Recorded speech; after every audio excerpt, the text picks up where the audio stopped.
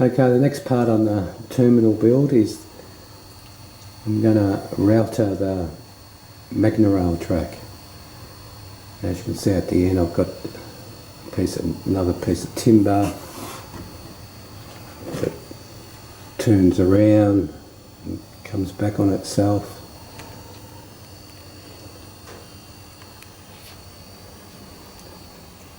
And it goes all the way down to this end. And the same again, I've got the return loop to go around. Now this is 137 inches long, or 348 centimetres, all the way down. So it's a bit longer than I was going to do it, but it is what it is.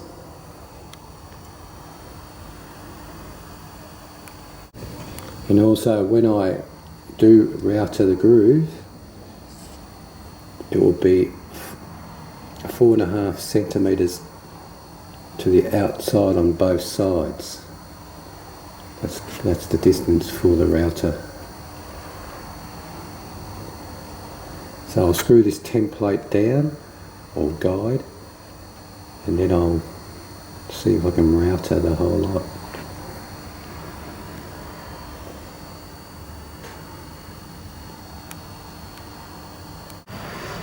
Okay, I'm going to do my first cut on the outside. Now I'm using a 6.4mm router, and I'm going to go 5mm deep.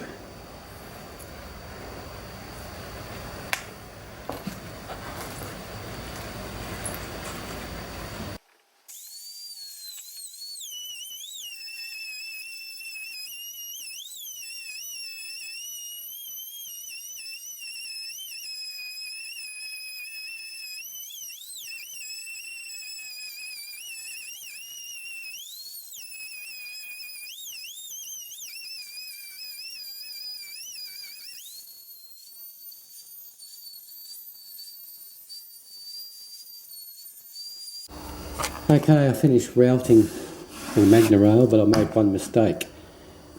This is a 10mm wide router. So on one side I've got 10mm, and the other side I've got my 6.4mm. Well, it's not going to make any difference, it's just going to make it a bit wider, that's all.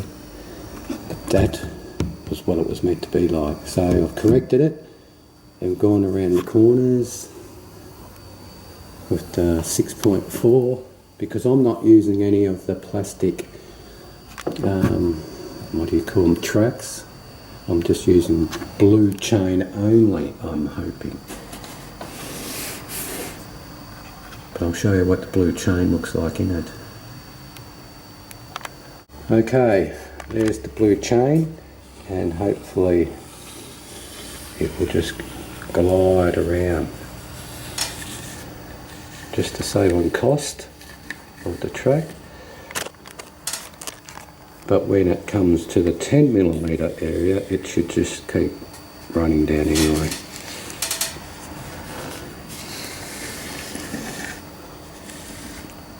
But that's how she's going to glide it. It's actually no pressure going around that bend, which is good.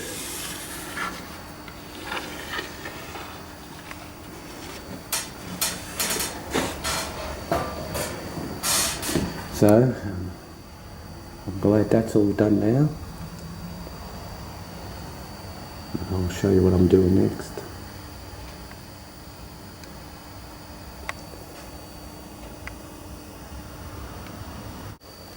Just a view from above.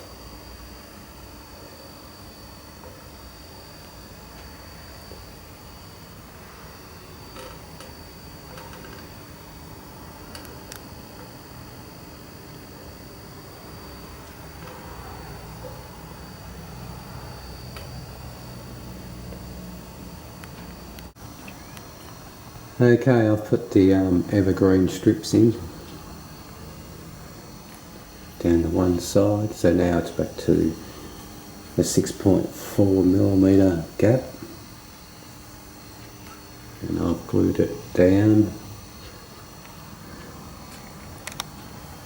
so she's all stuck down now.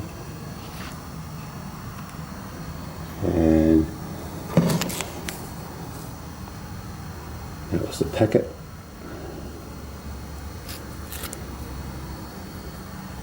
And that's what it looks like, not stuck down. So now my chain is roughly the same all the way around.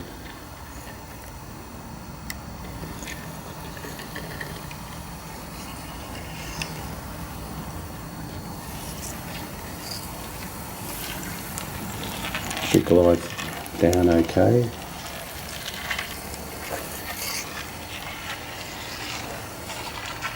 Around the corner.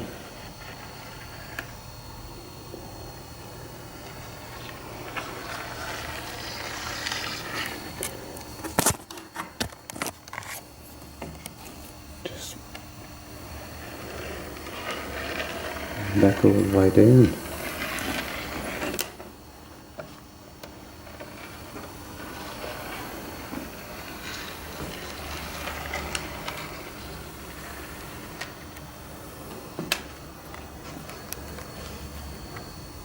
So that part's all finished now. Just when I put the motors in, I'm still figuring out where to put the motors, which I'll probably have to cut out where the motors go, because this may take 4 motors, but I've got 2, but I might try using 2 and see if it works. But it's a pretty long run, so I'm guessing I'll probably need more than 2 motors. But anyway, that part's finished, and I'll show you the next part. And also I used Loctite super glue to stick it all down. I'll leave it down for a couple of days, see what it's like.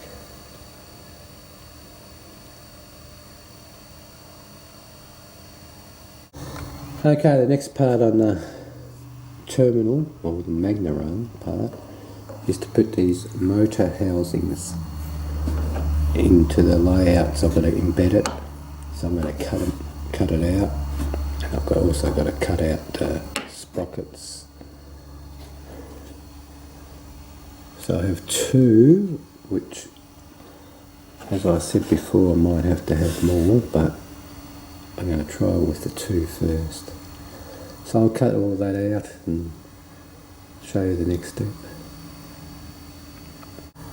Okay, I've marked out my hole for the motor housing, but I'm just going to use a multi-tool to cut it out. But I won't show you how I cut it. Most people know how to use a multi-tool, so I'll go ahead and cut it. Okay, the first motor housing's down now. 1 more to go.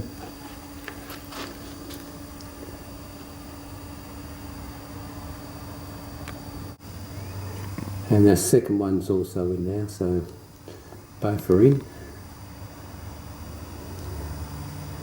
All we've got to do is put the chain in and the motors, and we'll see if it works.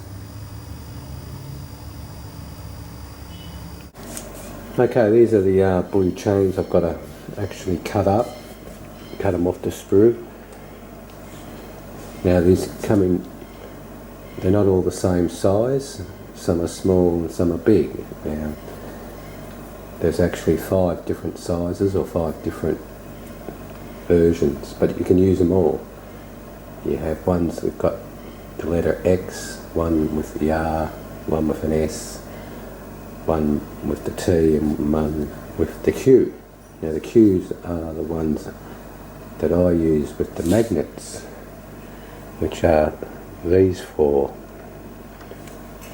but the rest I can still use just to run the chain on.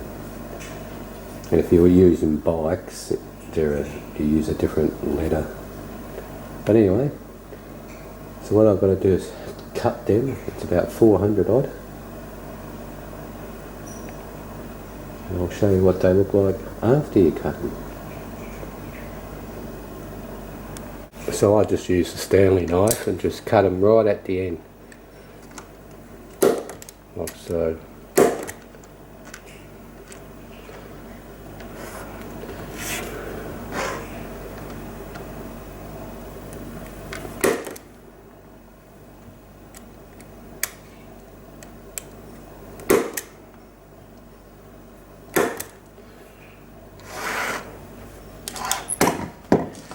And then after you cut them, you'll get little burrs on the end, so you just got to sand them off. Well, I use sandpaper to give it a nice round edge.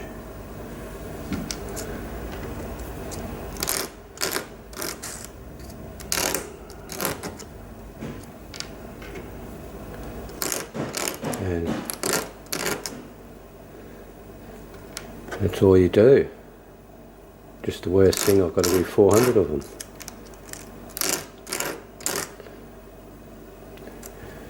You know, I've got my little tubs that I've started already, and then I just put them by the letter.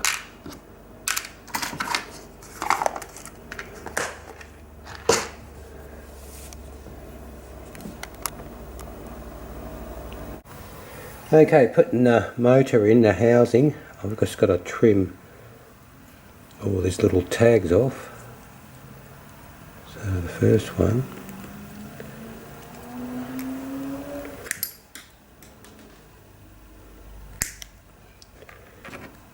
and then you still get some on the cogs too, so you've got to cut them off.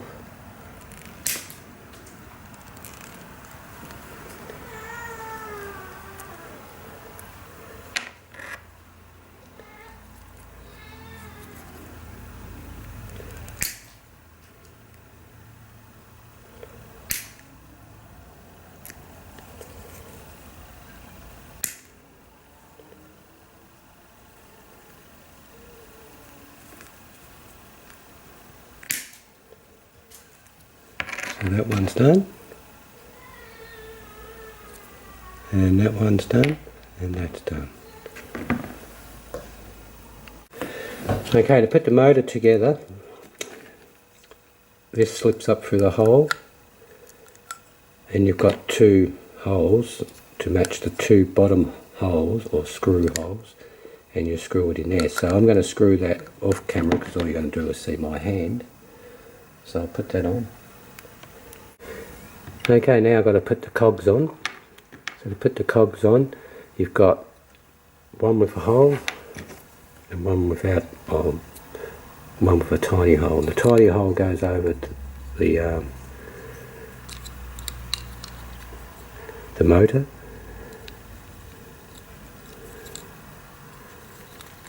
and you just push it on.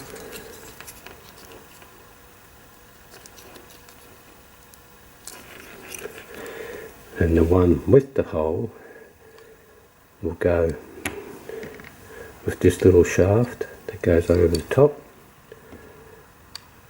and then this one will just push down like so, and then you have a cap.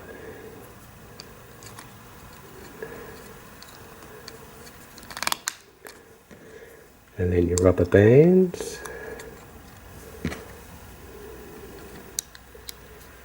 and the chain will travel along as these turn. And that's it. Okay, I've wired up the motors.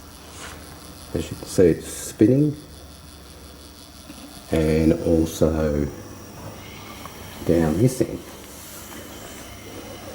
But when you wire these motors, you obviously got to make sure you've got them going in the right direction.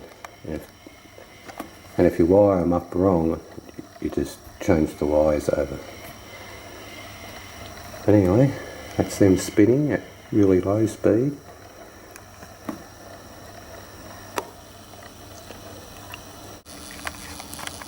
So I'll just turn the speed up.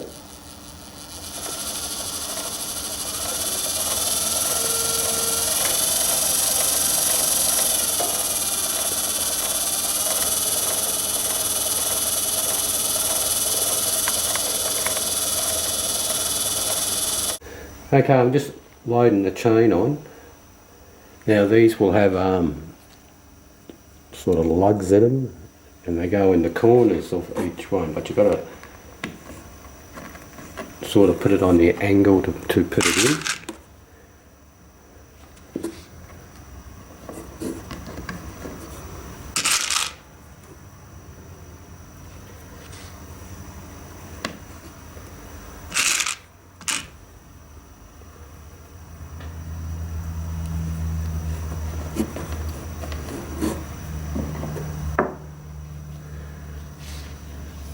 So I just keep doing that, and I then put it in the track, and then I turn it on because I've already got the motor, one of the motors with the dragging the chain. I can actually move it as I go along, and as you can see, it's sliding it along. But anyway, I'll keep putting more chain in. And this view might be a better way to see how I put them in. I put it on an angle and then turn it.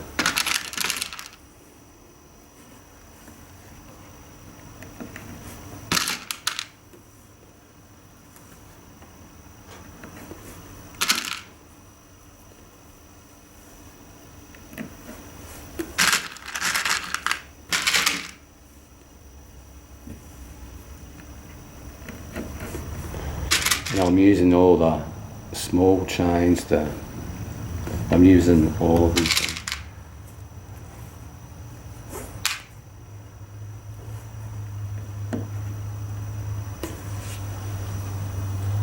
So I'll carry on. Okay, all the chains now linked up, and so far she's travelling okay.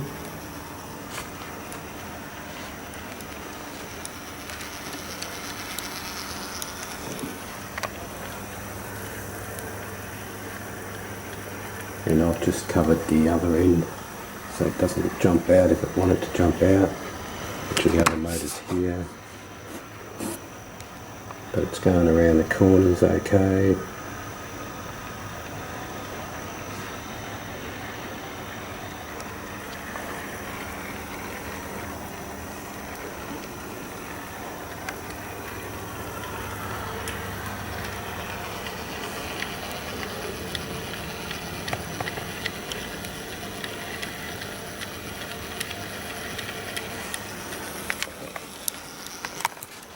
Sort of speed it up.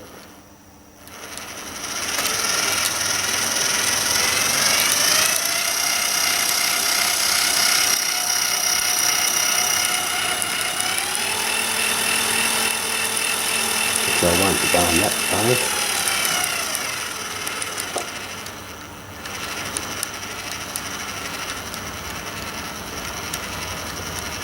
So anyway, I'll just let it run for a while and see how she goes.